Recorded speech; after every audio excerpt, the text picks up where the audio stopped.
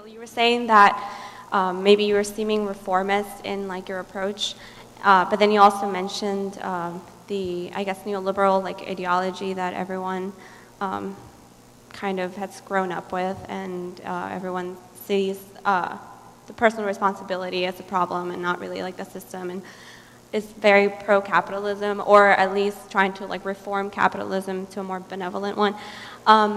Would you say that maybe like some sort of education as to like what capitalism really means and why, like kind of like what you did today, but would that be part of like a activist agenda, and how would you like, do you have any suggestions to like reach to like a much broader audience for that?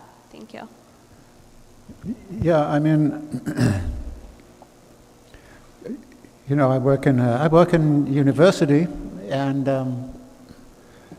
the university in general has become more and more captive to a neoliberal ethic and to a corporatist kind of technocratic, bureaucratic, managerial kind of thing. I wanted to set up a sort of education structure, just training a few PhDs in, you know, how to read Marx thoroughly and how to get radical thoughts together in a different kind of way. And so I wrote out a whole kind of educational program and everybody thought it was great. And then they kind of said, well, you know, we've got to find some money for it. I took it to actually a lot of the foundations, and I had dinner one night with, and I actually paid for the dinner, you know, with about 8 of the people, all of whom read the proposal, all of whom thought it was fantastic and very good, but they would never, ever present it to their board because they knew it hadn't got a dog's chance in hell of ever being funded. So, meanwhile, I hear that somebody's left a lot of money to Princeton, of all places, who accepted it, and also to Florida University, saying they would fund a whole educational program in economics, a couple of full professorships, about 30 studentships for PhDs, provided it was all teaching Hayek and Friedman. And the universities accepted. Now, this is the way the world is going. And it's, you know, it's harder and harder to keep spaces open inside of academia where you can do really radical things. I'm very fortunate to be in one of those spaces. The president of my own college, I think, would not accept money under those circumstances at all. But the result is we don't have much money. So this is money power. Money power has taken over politics in this country. Money power has taken over the media. Money power runs, increasingly the universities. That was not true in the 1970s. But if you go back and you look at how the think tanks were set up, the strategy was a very interesting strategy. The Business Roundtable and everything else said there's no point going into the universities because we'll never get them. What we'll do is we'll fund all of these think tanks, Manhattan Institute, Heritage Foundation, and they will produce research, which will be, quote, respectable research. And we will then flood the literature. So they surrounded the university with these very well-paid think tanks of these people writing all this stuff. And then bit by bit they started to gnaw away at the edges of the university, and now they've got into the center of the universities. So this has been a long-term strategy. Now that needs to be reversed. And one of the groups that can do it are the students. And the students in Chile are not only arguing about the money, they're also arguing about the curriculum and the nature of the curriculum. The students in Quebec are doing very much the same thing right now. So there has to be a fight over creating spaces where these things can be articulated. And of course, breaking into the media is very difficult. I mean, I finally got on Good Morning on Amy Goodman, the other day. Otherwise, I would never get any media coverage. It's not true in Britain, for example. I get on in Britain, okay. The BBC will take me, but nowhere in the States will. And I certainly can't get into any of the major newspapers. If I write an op-ed piece, absolutely they won't touch it. So there's a whole apparatus there. Now, this is one of the good things about the internet is a double-edged sword. We can do things like been delighted. We just celebrated the fact that my website, where you can do Marx's Capital, we celebrated at more than 2 million hits on it, which is pretty good. And we're delighted with that, and I think that there are ways, educational ways, which are springing up, which are very helpful. But of course, the internet is also a weapon of mass distraction, as well as one of potential for education.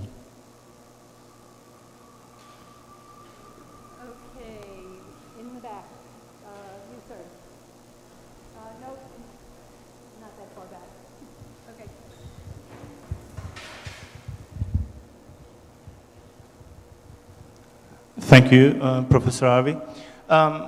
It was great to hear you. What I want to ask is about your interpretation of the capitalism.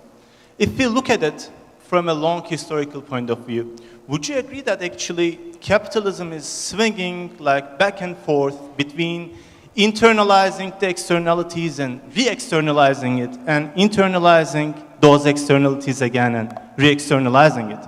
Meaning, sometimes, historically speaking, it takes some social democratic form, liberal, not wild capitalism, but some more benevolent form, which is also fine because it can also, under certain circumstances, make profit out of this, but then they get into crisis and then they move to the other form.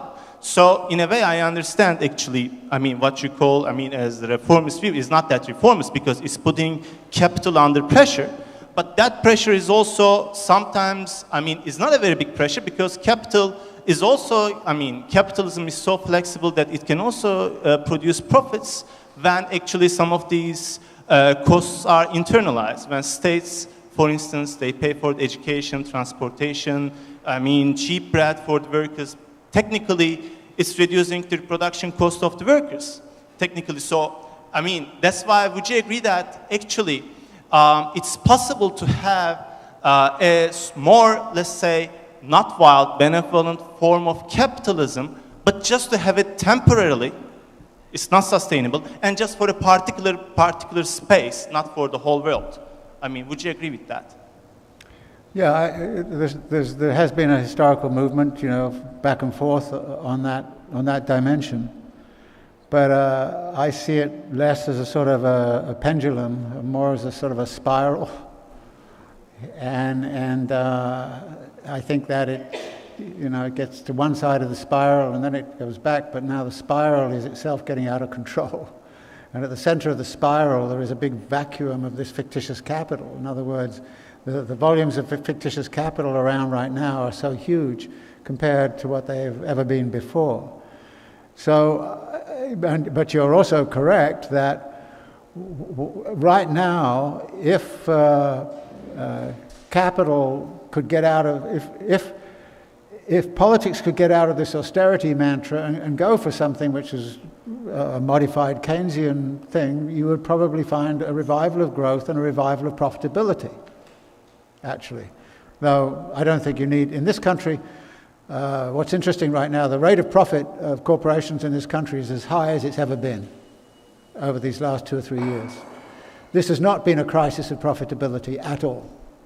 So they're doing very well by, and mainly by repressing labor. So it's a very, but my model here is when Marx talks about the length of the working day and the struggle over the length of the working day, and kind of says, capitalists, given the coercive laws of competition, what they tend to do is they get forced to get more and more brutal in terms of lengthening the working day and all the rest of it, and they put immense pressure on their workforce to the point where their workforce becomes kind of almost catatonic and can't really function. So to regulate the length of the working day actually benefits capital. And there's a certain length of the working day which is optimal for capital. But if you reduce the working day to 1 hour, then obviously capital's going to be in real deep shit. So what they have to do is to think about, so there's a moment in that swing where, yes, swinging back to the other side, I think we're beginning to see some factions of capital beginning to move back to say, well, okay, we probably do need to increase, there's a lack of effective demand in the market, we need to get these debt, if it takes debt financing to do all of these things, bring back sort of an expansionary economy. Look what China's been doing. They've been debt financing at a huge rate, and they've been building new cities and building new kind of networks and infrastructures and all the rest of it. And they've got relatively full employment, and they've been booming at 8-10%. So why don't we do the same? So there is a certain truth to the argument that by swinging back, you could probably get a temporary kind of revival in the economy. And the only interesting question is why is there not more sentiment amongst the corporate capitalist classes to follow that track, because they would not actually be hurt too much by it, provided it didn't go too far. And there you get into questions of ideology and all the rest of it. But the main question I would say here is, don't think of it as a swing, think of it as a spiral. And as the spiral moves from very, very small like this, and it becomes wider and wider and wider, it becomes kind of more and more like a hurricane rather than just sort of simply sort of storm in a teacup, So that's how I tend to think of it.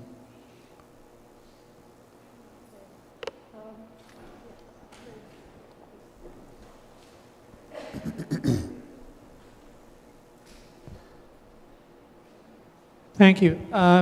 In terms of the possibility of a return to, say, a sustained social democratic interlude of internalization of costs by capital, I'm doubtful as to that possibility. And I don't think that this idea of a pendulum really works. I think that if you look at it historically, that when you've seen those interludes, they've been reactions to specific historical circumstances, such as after the Russian Revolution and the creation of powerful workers' movements, there were some accommodations, and then after the Second World War, with the devastation of Europe and the sort of whole recomposition of capital on a worldwide basis by the United States, created a kind of a 20-year or 30-year interlude where that kind of thing could happen. But I just don't see that coming in the future. I don't see the historical circumstances coming for that in a political economy. I wonder if you could comment on that. Thank you. I really don't know about that. I think one of the things I think about here is that the parallel, for example, after the stock market crashes of 1928-29, it took 4 or 5 years before you really get very vigorous social movements. We're beginning to see some hints of that now. And part of the reason for that is that I think most people kind of accept that capitalism goes wrong occasionally. I mean, it did in 1987, it did in 1975, in other words. So it's sort of a normal thing to have a crash of some kind, but then you come out of it. And if you come out of it, within 2 or 3 years, then you don't get a real big social movement forming around it. But if you stay in it, as happened in the 1930s, then you start to see something different beginning to form. I think we're at that conjuncture right now in the United States, where certainly a lot of people must be thinking there's something very permanent about this situation. This is not going to go away. Interestingly, if you compare the United States with the rest of the world, the United States has been more seriously impacted than many other parts of the world. I mean, Brazil went through a little bit of a dip, Argentina went through a little bit of a dip and then came out very fast.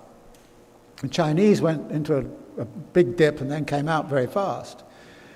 So there are many parts of the world where they would kind of say, well, this was not really a very big crisis, this was a pretty minor perturbation. It's only in the United States and Europe and to some degree in Japan where it's been prolonged.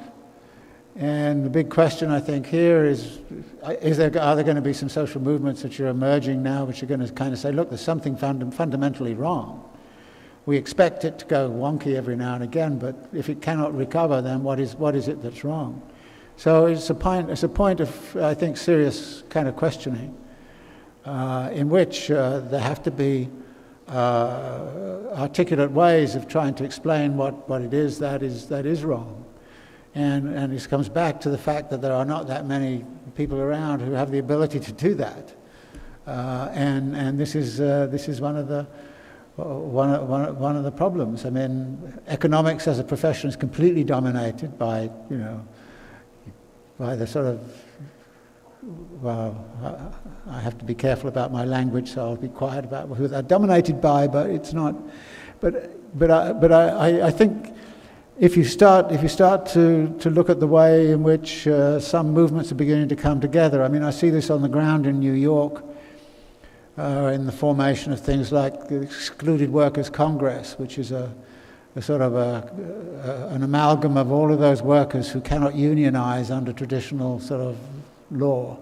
It includes the domestic workers and the taxi drivers and So you're beginning to see sort of configurations emerging which have possibilities to do something rather different. And I think people are looking for a way right now to express their discontent, to express their anguish about the kind of system they are in, and they're beginning to see it as a systemic problem, not as simply their own fault. But this takes, again, the education which comes from the experience of it is now beginning to come home, and it needs to be supplemented by an education saying what is, why is this experience the sort that it is? Yes. Right here. Thank you. Well, thank you for your talk. I come from Chile, so thank you for your words on Chile. Well, thank you for... And so I was there protesting with the students, and I hope I was there now. And one of the problems, like we have had many successes, but one of the problems is the state as a capitalist apparatus. So the state, when very pressured, said, okay, I'm gonna throw you a lot of money, so maybe you stay quiet. But they said, no, the problem is not just the money. You can give us a lot of money, but the problem is you, the state. You're working for capital, and yes. Capital is making us in debt. And so I'm gonna ask you a very old question. What is your take on the state as a capitalist apparatus in your story or in your scheme? Well, the history of the state is very much bound up with the history of capital. I think it's probably wrong to talk about the state as some monolithic apparatus. It's usually made up of very different groups and arms. I think the central apparatus for me is what I call the state-finance nexus, which is where the state and finance tends to come together and consolidate. In this country, when the crisis hit after Lehman Brothers went under, I think you saw the state-finance nexus in motion in this country. Who appeared on TV to talk about everything and said what we were going to do? We didn't see the president, no. What we saw was the head of the Federal Reserve, Bernanke, and the Secretary of the Treasury. Paulson, and they would stand there and basically say, this is what we're going to do. I mean, they were dictators. What you're seeing right now in Europe is these technocratic governments superimposed by the bondholders on Italy and Greece. So the state-finance nexus is absolutely crucial to the sustenance of capitalism. But the state-finance nexus is not all of the state. There are many arms of the state which are doing other things. I mean, regulating transport or doing something else. And I don't think you would argue that the Federal Aviation Administration is a kind of lackey of capital or something of that kind. They're doing something different. And so I think the state is a very complex apparatus. I don't see how, in the complicated world we live in right now, that we can do without something that looks like a state. When you start to look at even sort of anarchist forms of organization, they actually have territorial forms of organization which sometimes look like a state, act like a state, and quack like a state, so they are mini-states, but they don't want to admit it, you know. I mean, so there's this kind of anti-statism around, which I think is problematic, which is not to say that the state has, certain arms of the state haven't been totally captured and aren't absolutely central to the perpetuation of capitalism. And so, for me, getting hold of the state-finance nexus is absolutely crucial. And this is one of the things that I think Marx understood very well in his critique of the Paris Commune, when he kind of said, you know, the communards took hold of Paris, and there was the Bank of France, and they never took over the Bank of France. This is the one thing they should have gone to straight away and taken it over, and they never did. They left the state-finance nexus intact, and that they should never have done. So I think that the view of the state is that now I think the state can also be very important. You can set something up that looks like a state, which is a very important set of institutions dealing with the, say, redistribution of wealth from, say, one part of the country to another. I mean, if you took a Murray Bookchin type municipal libertarianism or libertarian municipalism, I can never remember which he says, and you imagine self-regulating communities engaging in their own sort of system, but then you have a question of how do all of those communities relate to each other within a bioregion, and how do they collaborate? And he says, well, they have to set up a confederal form in which a confederation then makes decisions about things like the distribution of water throughout a whole river basin or something of that kind. These things have to be decided, and they have to be, you know, worked out between different communes, in which case you need a higher order of governance. And one of the problems I have with a lot of thinking on the left right now is it's very, very horizontalist, and it's even got fetishistic about being horizontal. And I kind of saying, well, yeah, you know, horizontal is great. I like to live half of my life horizontal, but I also like to stand up and walk every now and again. So you need a little verticality in there. And if you've got verticality, you've got to have a little bit of a sort of decision-making apparatus. So you need something like a state. Now, whether the existing state can be converted or not is another question. Or whether you want to smash it and start all over again is another thing. Yeah, okay. But, you know, you get some incoherence in this. I mean, the incoherence in Hart and Negri's last book, Commonwealth, on page 340, they said something like, smash the state, and then 5 pages later they say the state should guarantee people's income worldwide, and it should give universal health care to everyone. And you kind of go, you just smashed the thing, so how can it possibly deliver something when it's smashed, you know? I mean, so, you know, it's got to be a much more sensible kind of conversation about that. And again, this comes back to thinking about a long transformation. I mean, the neoliberal state that we've now got is very different from the kind of state that existed in 1970. And I think that we have to recognize that that was a transformation, which took a rather long time. And I think that, of course, one of the transformations was to make the state so incompetent. I mean, this is what Reagan did, since he couldn't dismantle the state, what he did was to appoint totally incompetent administrator to convince everybody that the state couldn't administer anything. But of course, the one thing they do administer is the state-finance nexus. That's very, very, very, very important to them, and of course the military apparatus to some degree as well. Thinking of the microphone holder up.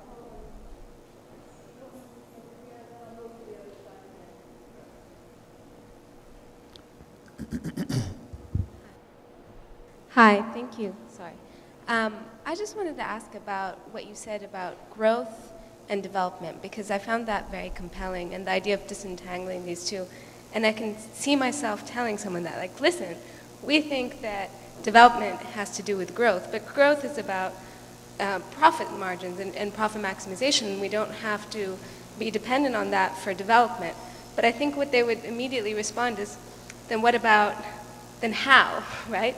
Is it that we're changing these practices of development? So materially, we're talking about a different kind of development, or is it, in which case we fall into this trap of, even this push for sustainability has become a kind of a whole industry of itself, right? Versus, is it that always human development hasn't necessarily been about profit maximization, but this is one of the myths that innovation is like necessarily the linkage that comes with capitalism that we've kind of gotten used to. Well, I think that it was very interesting when the UN decided to develop these indices and started to issue these world development reports. And of course, there's a lot of argument about them, and the first two or three were really quite radical, and then the folk doing it were, quote, disciplined by the powers that be. But the point there was that they were really trying to quantify, and I don't think you can really do this, but quantify certain aspects of human development, some of which are quantifiable, like life expectancy and things of that sort, infant mortality, so there's a lot of indices you can pull together on that. But then there's sort of questions of educational level, and a recognition or an attempt to sort of persuade the United Nations to get away from the World Bank kind of stuff and say, look, there's a different set of objectives which we have to have. And I think that debate was very, very, very healthy, and it should be pursued and pursued even further. So I think it's possible to imagine places that have pretty low growth but have some very good development indices. For example, a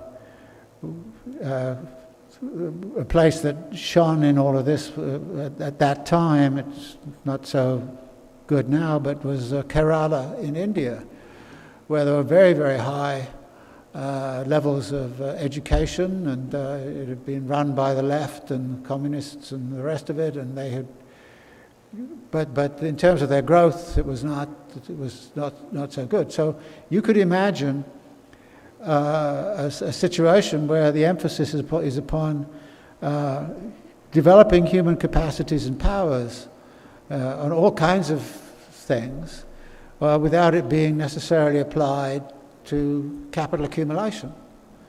And as Marx once pointed out, that to be a productive labourer under capitalism is a misfortune because you're producing wealth for others. And your productivity depends on how much surplus value you produce for the capitalist class.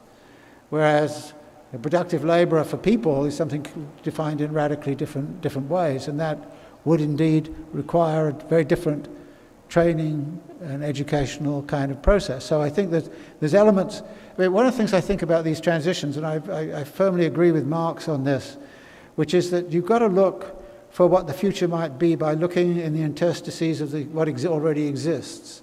So when you see things like this already existing in places, you say, well, that's the way everyone should go, and that's how we should work. I mean, if we had an educational system in which the equivalent of the communist government of Kerala was put in charge of the inner city Baltimore schools, we might have a radically different world, and be living in a radically different city, particularly if the training and the education was not about, instrumental, about simply training you to go and work in some meaningless job in some, meaningless kind of factory.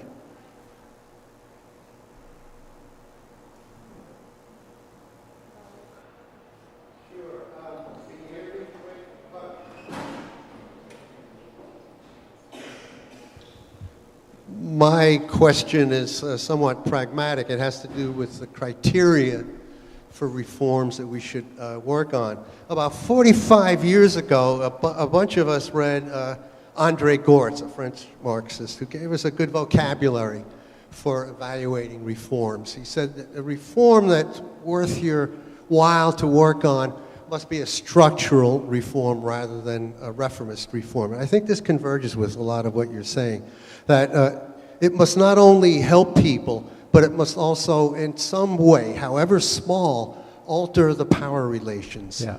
And of course, then in those days, we had the poverty program. So a lot of the battleground for that was the fight for community control. And we know which way that went. But we actually had representatives in the state sector that were our champions. And one I can think of is Adam Clayton Powell. I'll never forget him pointing with his cigar at Sergeant Shriver and saying, this program must be run by the poor. The poor have to run it and make all the key decisions. So I guess my question is, basically, what criteria would you have? Can we use the state to enhance popular power?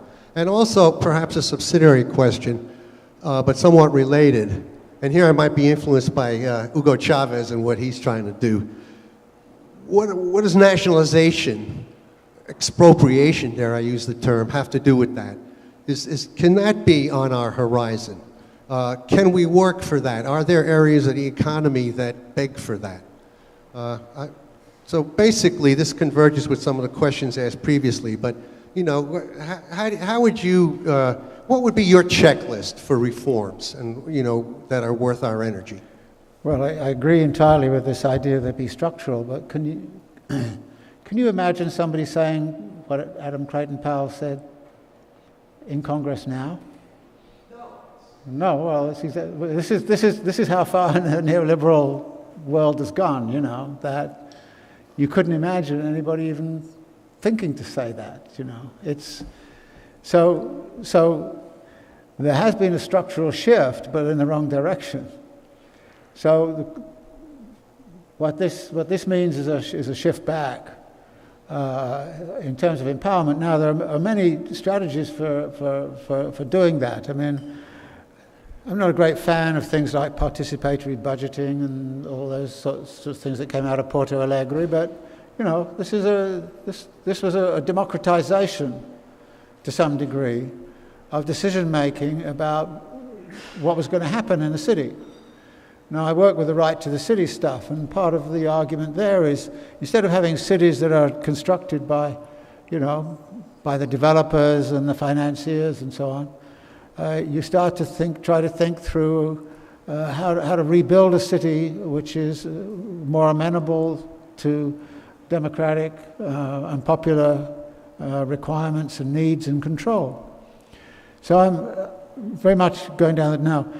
The big reforms, I think, obvious one to me would be to say, look, either you nationalize the banks or you turn them into public utilities under public regulation. And you cut off all of the speculative kind of stuff that's going on, and if they speculate and they crash, let them crash. Let them burn. Because right now, basically, you've got a situation where the banks are speculating with my money, your money, everybody's money. And they're getting the benefits of that speculation for themselves, not for us. It's not as if the banks go out there and speculate and get a lot of money, so I get a bonus on my deposit because they, not at all. So there has to be, and it's very interesting when the thing was at its height, even the Financial Times commentators were saying banks should really be just simply public utilities. and under state regulation. And you could either say, well, they should be public utilities, or they should be just nationalized. I mean, the Chinese had nationalized banks. It worked, you know. So why can't we? You know, I mean, Chinese model is a pretty good one to follow. So I think the structural reforms are things of that sort. But it was so interesting in this country to see that, in effect, the state was nationalizing by taking shares in a company and then say these are non-voting shares. So they were financially nationalizing without exercising any control. And this is crazy in my view. And there are lots of things that beg for nationalization, but you know, public ownership is however, in this particular climate, is I'm not so sure that's the best way to go. I think there are other ways to go. I think communal ownership as opposed to public ownership is a much better way to go. Say something. I think we'll have one more question, and I see somebody in the back who's had his hand up a long time, so if Costis can get there. The gentleman who's standing, yes. And then I want to remind you that we have the book signing and books for sale, as well as a reception with some snacks and beverages after we're finished here. Thank you for your presentation. I heard you mention the business community's preference for Mitt Romney as the electoral candidate, and I'm just interested what you think the maybe the arc of an Obama election would be if he were elected in the next cycle, or for that matter, Mitt Romney, and what you think the difference between the two would be. You know, I'm less interested in that than I am in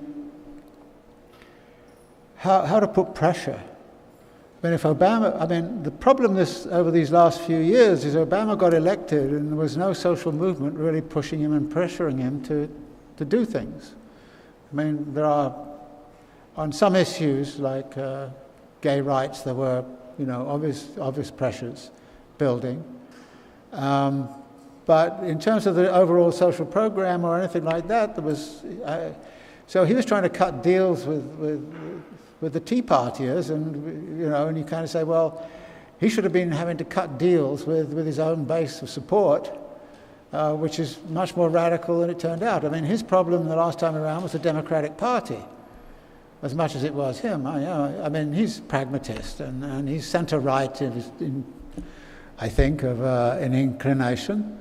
So I never expected anything great of him, but certainly I wouldn't expect anything great of him in the future either, unless there's a social movement that's really going to push him. And if you look back at Roosevelt and the New Deal, it was only because, you know, Upton Sinclair and all these other people and Huey Long and all of that were around and were beginning to mobilize, and he was beginning to get these mass movements, that Roosevelt felt he had to do something. You know, so I think the question of what they do is going to be very much dependent upon the degree of mobilization in the base. Of course, if Romney gets in, then I think his base will probably mobilize quite fiercely, and it's showing it can do that. Whereas I think on the left there is not, at this point, a strong organization which is going to pressure Obama into some structural reforms, which would lead us, I think, into a different direction. He's not going to do it on his own. I'm sure of that.